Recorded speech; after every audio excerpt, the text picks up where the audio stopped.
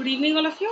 और उसी क्रम को आगे बढ़ाते हैं और अब आगे अगला है हमारा सारंगधर कृत रासो ग्रंथ के बारे में। जैसा कि हम पढ़ रहे थे तो हमने भी परमाल रासो पढ़ा था। परमाल कौन थे? महुआ के राजा थे। और इस परमाल रासो में आला उदर के बारे में वर्णन किया था। अगला हमारा जो रासो ग्रंथ है वो है हमारा सारंगधर कृत हम्मीर रासो। क्या है? सारंगधर कृत। सारंगधर कृत कौन सा है? हम्मीर रासो। हम्मीर रासो किसने लिखा है? सारंगधर ने। जैसे परमाल रासो, ठीक है, उसी प्रकार से है हम्मीर रासो। हम्मीर रासो कब लिखा गया था? 14वीं सदी में। कब लिखा गया? 14वीं शताब्दी में, ठीक है, 14वीं सदी में इसको लिखा गया था। ये भी क्या है? एक रासो ग्रंथ है। क्या है? ये भी एक रासो ग्रंथ है। जैसा कि हमने और रासो ग्रंथों के बारे में पढ़ा था तो ये भी रासो ग्रंथ है, ठीक है, जो कि क्या है? अनुपलब्ध है। जो कि क्या है? अनुपलब्ध है, उपलब्ध नहीं है।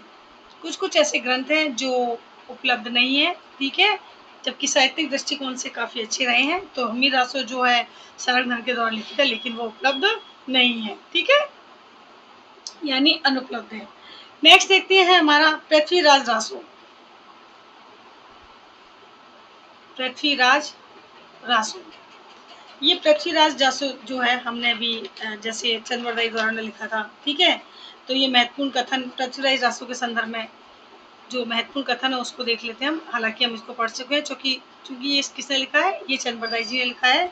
तो महत्वपूर्ण कथन के संदर्भ में इसके विषय में जान लेते हैं और इम्पोर्टेंट है क्योंकि इससे संबंधित प्रश्न निश्चित रूप से आते हैं।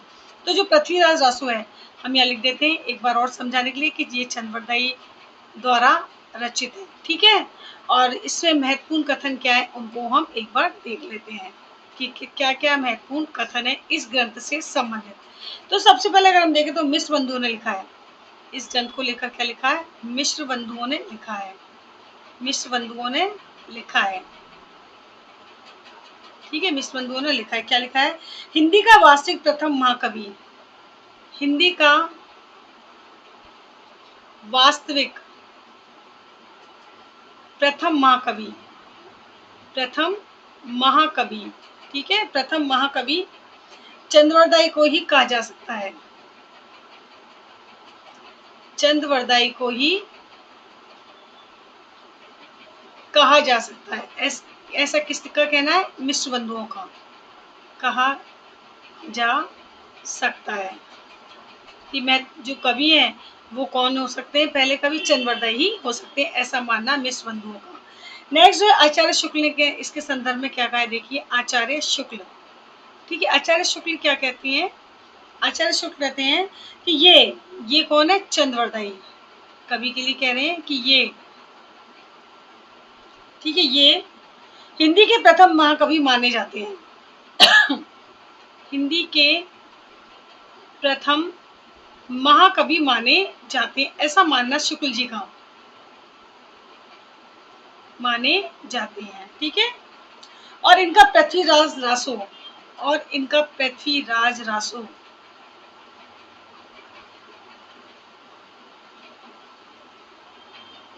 इनका ग्रंथ जो है पृथ्वीराज रासो जो है वो क्या है? हिंदी का प्रथम महाकाव्य है। हिंदी का प्रथम महाकाव्य है। हिंदी का प्रथम महाकाव्य है। ये कहा है आचार्य शुक्ल ने, यानी प्रथम कवि हैं। और इनका जो ग्रंथ है पृथ्वीराज रासो वो प्रथम महाकाव्य, ऐसा मानना है इनका, ठीक है। नेक्स्ट देखिए इसमें पृथ्वीराज रासो की प्रामाणिकता विषयक मत। अब इसके संदर्भ में जो मत है पृथ्वीराज रासो को लेकर, तो कुछ तो कहते हैं कि ये प्रामाणिक है, ऐसा तो कुछ विद्वानों ने माना है। कुछ विद्वानों ने ये माना है कि जो ग्रंथ है अर्ध प्रामाणिक है, यानी हो भी सकता है और नहीं भी हो सकता है ग्रंथ। लेकिन कुछ ऐसे भी विद्वान हैं जो ये कहते हैं कि ये ग्रंथ है ही नहीं। तो ये पृथ्वीराज रासो के विषय में जो मत है हम आपको बता देते हैं। पृथ्वीराज रासो की प्रामाणिकता विषयक मत। पृथ्वीराज रासो की रासो की प्रामाणिकता विषयक मत, यानी क्या है इसके संदर्भ में, किसने क्या माना? तो पहला अगर हम देखें तो कौन है प्रामाणिक मानने वाले विद्वान? प्रामाणिक मानने वाले विद्वान, ठीक है,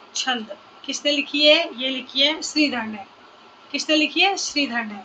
ठीक है, और ये लिखी गई है 14वीं शताब्दी में। ठीक है, 14वीं शताब्दी में इसको लिखा गया है। किसको? रणमल छंद को। ठीक है, काव्य रूप क्या है इसका?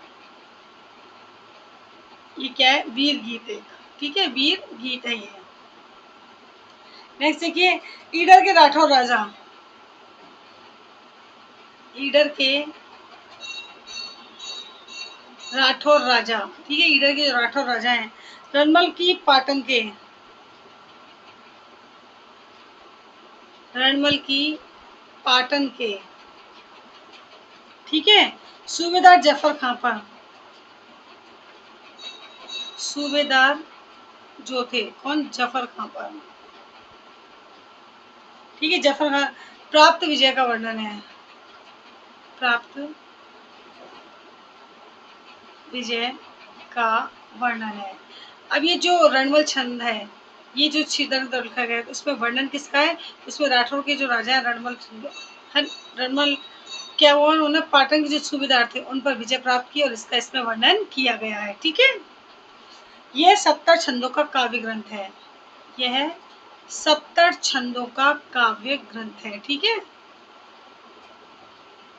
तो ये है हमारा विषय वस्तु किसकी? रणमल छंद के विषय में, जो कि किसके द्वारा गई? श्रीधर के द्वारा लिखी गई है। नेक्स्ट कृति जो है वो है हमारी ढोला मारूरा दुहा। कौन सी है? ढोला मारूरा दुहा। ढोला मारूरा दुहा। ठीक है, ये किसके द्वारा रचित है? ये है कल्लोल के द्वारा। किसके द्वारा है? कल्लोल, कवि कल्लोल के द्वारा रचित है और इसकी रचना हुई है 11वीं सदी में। हम सब ने कई बार सुना है ढोला मारू। ठीक है, तो ढोला मारू पाठ को हमने कई बार देखा है, सुना है। तो ढोला मारू और दुआ एक ग्रंथ है, उसको कल्लोल के द्वारा इसकी रचना की गई है। ठीक है, लोक प्रचलित प्रेम काव्य है, यानी संसार में प्रचलित क्या है? ये प्रेम काव्य है। तो पूछा जा सकता है क्या है? एक प्रेम काव्य है ये। ठीक है, ढोला और मारवणी की प्रेम कथा। ढोला और मारवणी, ठीक है, इनकी क्या है? प्रेम कथा का इसमें वर्णन है। ढोला की और मारवणी की प्रेम कथा। ठीक है, प्रेम कथा है इसमें, किसमें? ढोला मारूरा दोहा में। नेक्स्ट जो है, द्विवेदी ने इनके दोहों को, अब ध्यान से देखिएगा, इंपॉर्टेंट पॉइंट है, इन हजारी प्रसाद द्विवेदी ने इनके दोहों को, किनके दोहों को? कल्लोल के दोहों को, इनके दोहों को, ये पॉइंट इंपॉर्टेंट है, ध्यान रखना। इनके दोहों को क्या कहा है? हेमचंद और बिहारी के दोहों के बीच की कड़ी माना है। हेमचंद्र और कवि जो बिहारी हैं, बिहारी के, ठीक है, बिहारी के दोहों के बीच की कड़ी माना है।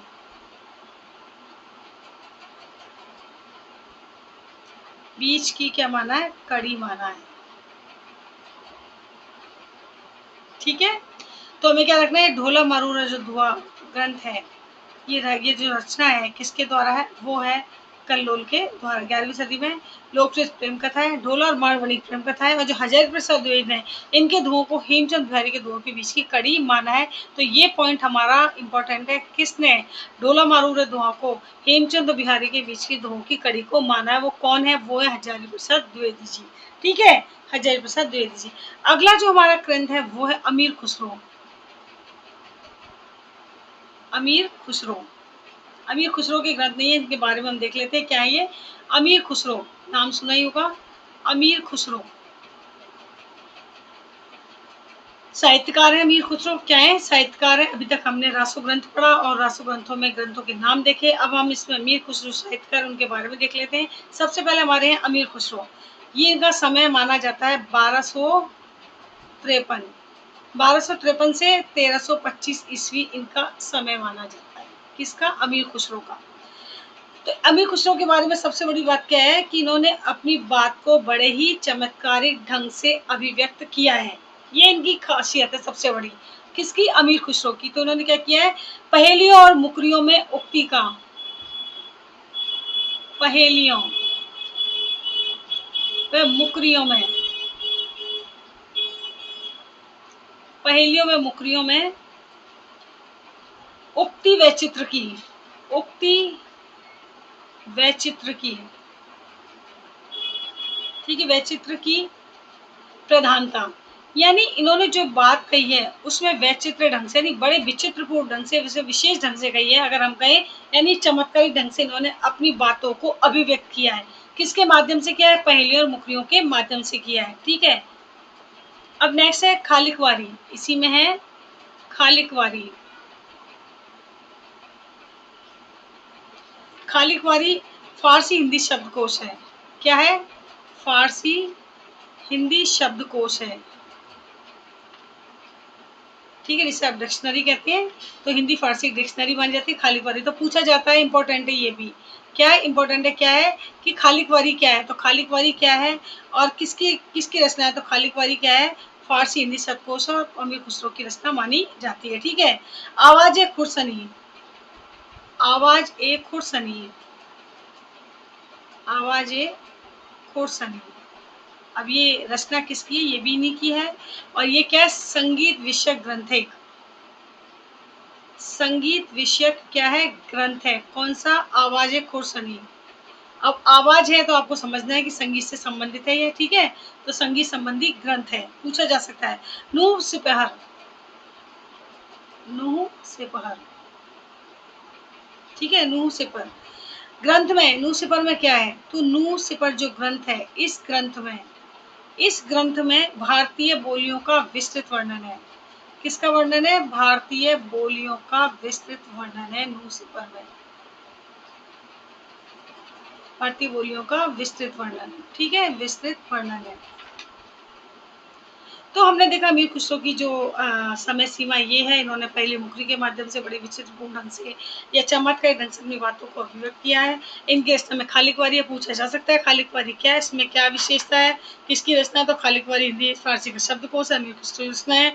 आवाज खुरसनी क्या है? संगीत विषय ग्रंथ है। नूह सिपर में किसका वर्णन किया गया? भारतीय बोलियों का वर्णन किया गया है नूह सिपर में, ठीक है। अगला देखिए आप, वसंत विलास, ठीक है, क्या है? वसंत विलास।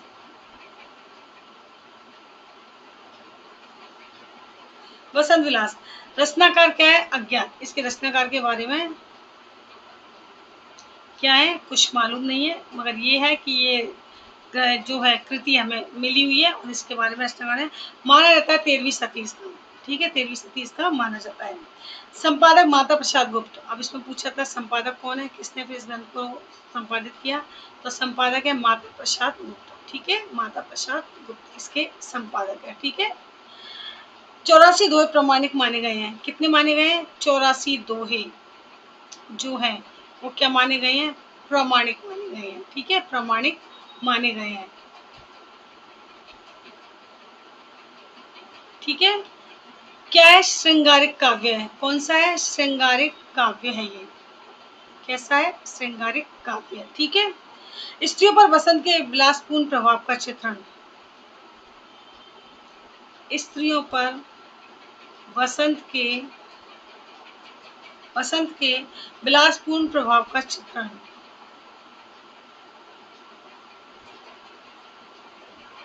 प्रभाव का चित्रण, विलासपूर्ण यानी जिसमें बसंत का जो बसंत जो ऋतु होती है उसमें किस तरह वातावरण खुशनुमा होता है, विलासपूर्ण होता है, इसका वर्णन बसंत विलास के अंतर्गत किया गया है, ठीक है। भाषा सरस पिंगल ब्रज है। भाषा कैसी है इसकी? सरल है, सरस है। और क्या है? शैली कौन सी है? पिंगल ब्रज में इसका प्रयोग किया गया है। तो ये है हमारी वसंत विलास से संबंधित, ठीक है, क्या है? वसंत विलास, ठीक है। तो ये हमारा हुआ वसंत विलास।